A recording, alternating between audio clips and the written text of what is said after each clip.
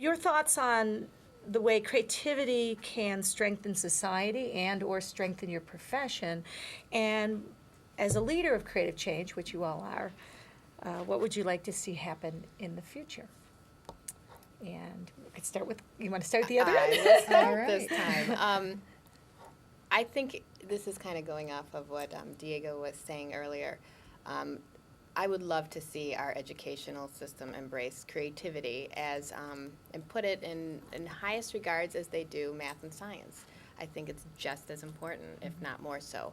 And I think it is our natural tendency. I do think that's something that we're born with. We all are creative. You know, it varies depending on the you know, the amount and how we are, but we all are. And it's incredible that as children, it was very natural for us to explore, to ask questions, to imagine. And when we hit the educational system, I do think that we're untaught. You know, they take it out of us. They take it out of us because we learn that, you know, it has to be this way, this way, this way, that there's one right answer. And it just, that is incredible to me, that now I'm teaching graduate students how to do something that they were born to be able to do. And it just, it almost boggles my mind, really. You know, I mean, there are so many incredibly intelligent people out there. And I know there is sort of that move towards, oh, maybe this does have some value. But I think our educational system would be so much more strong, you know, if we really focused on that as much as we did some of the other things.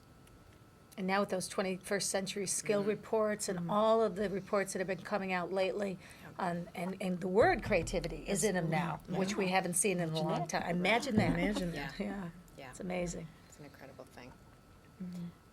And I think that creativity is, well, and even Bloom's Taxonomy, he came out. Yeah. And I remember writing a paper for Don Treffinger and saying, I think that creativity should be at the top. And he was kind of like, yeah, right.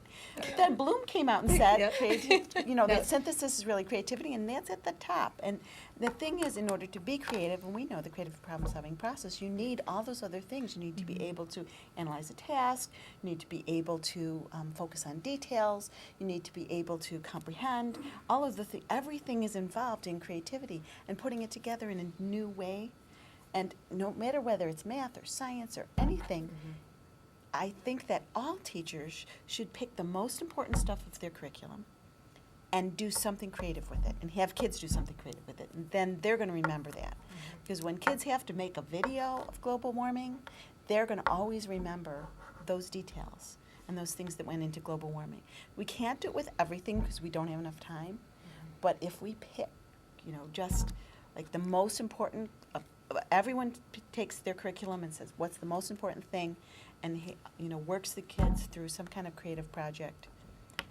That's what I would do to, you know, kind of change our society, change education, is to really have those creative projects going on. I think you're right. I mean, we need to start somewhere. You know, we can't change it all together. We can't change it overnight. But, you know, by teaching them these skills for them to be successful, and creating that environment, back to the environment too, and helping them to be better risk takers. You know, it reminds me of Dave Meyer, Accelerated Learning, that I'm sure that you're familiar with. I think it's so incredible. I teach some of this stuff to my students, but another thing's just so strange is that it's common sense. You know, this is common sense. Get your kids to be immersed in it. Get them to be involved physically, you know. I tell my students, you know, just think about being a kid again. How did you do this as a kid? That's really a good place to start. You know, how did you explore? How did you imagine? How did you solve problems as a child? Let's go back there and start over. Kind of bring the curiosity back. Yeah, And absolutely. start with some of those. I remember a parent actually called me and asked me to please stop asking her child to wonder at home because she didn't know how to help them. So cute. So, See, then you could coach the parents, see, and bring them on board. And he was one of the most creative kids that Yeah. I ever worked with. And I said, he doesn't need you to help him at home. He knows how to wonder, you know. Yeah. Well, and I would have to agree with Kara and Nancy insofar as the need to really mainstream this. You know, I think if it's something that is taught right from the get-go, children will just naturally, like we do, continue to apply the process to projects, you know, and so forth. Because at my end, you know, when I'm working with adults, Kara, you said something about it's amazing that you have to teach something to folks that they naturally have, but they've kind of buried. One of our challenges is to get people to really believe that they can and that they are creative and so forth. So it's very, very important that they do get that reinforcement, you know, throughout. The other thing, and I don't know why this popped into my head, but I sincerely believe that creative problem solving, learning that and teaching that, it will help if we're diligent. It can really help with addressing some of the major issues, the major problems that we're dealing with, whether it's in a classroom, whether it's in a school, in a district, in a county, you know, or what have you. And this phrase, for some reason, just kind of kept popping into my head. If you give a man a fish, you feed him for a day. Teach a man to fish, and you feed him for a lifetime. And that, to me, I really think that that's what CPS does. It gives people the basic foundational skills to advance and to take themselves and put themselves anywhere they choose to be. And what kind of power is that? And one of the things that, for me personally, that I got out of the coursework and the training was that I finally realized that I had more power over what was happening than I thought I had. And I think once you have that realization and you have tools to go with it, you have a process.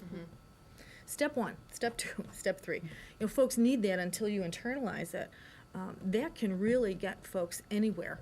And when we look at so many folks that, you know, have all sorts of challenges, and we all do, you know, as well, but I think we have an advantage. We have a process. We have a way to work through it.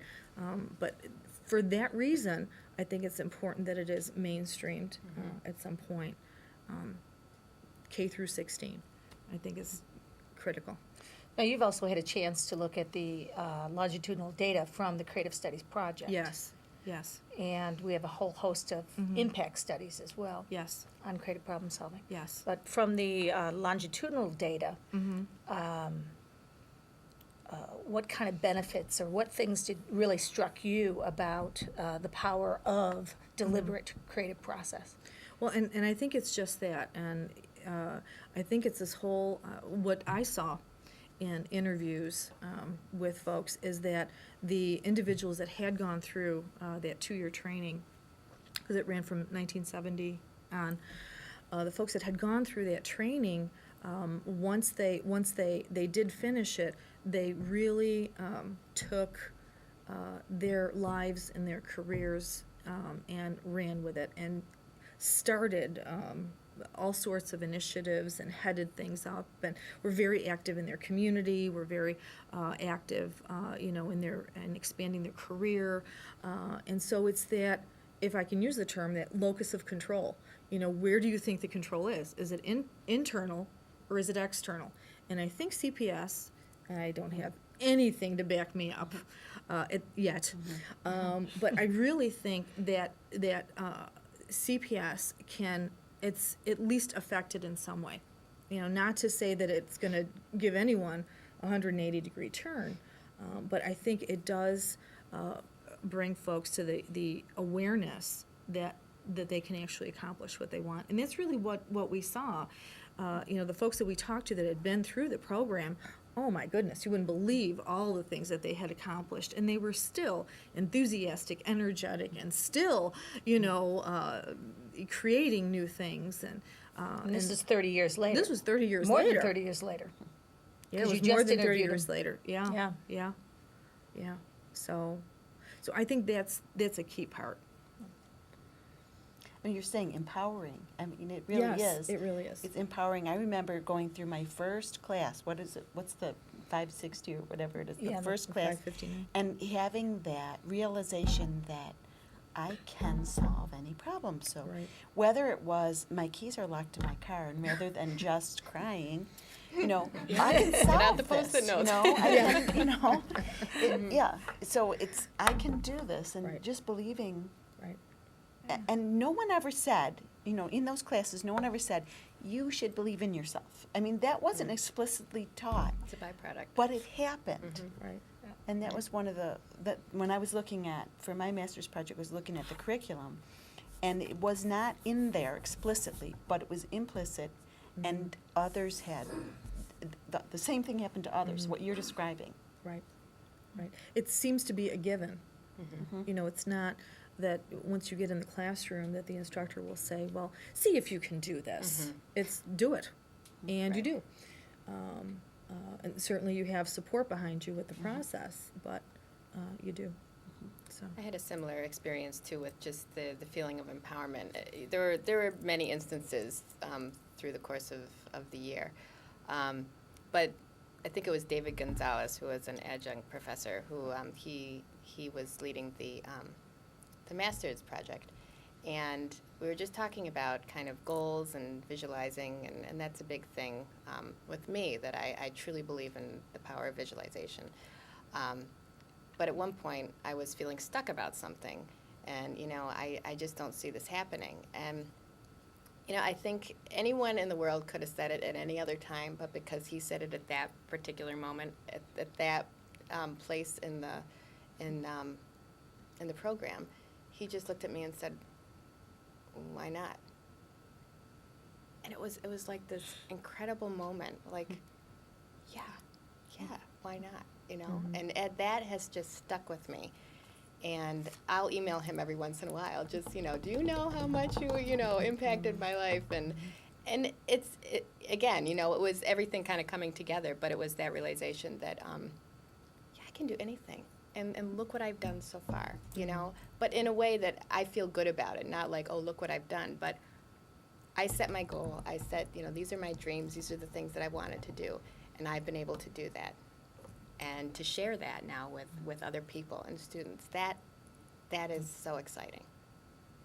Well, it's funny that you bring up that language, because we all know how important language is. And I've got folks at work that tease me all the time, because they'll turn around and say, well, it's not, we should phrase it, how might I do this and that? So, okay, you're right, and so how might I? But, other folks are thinking in that way, and it really is a great tool to realize that just shifting those words a little bit, changing the question, really makes it so much more powerful. So it's a very good point.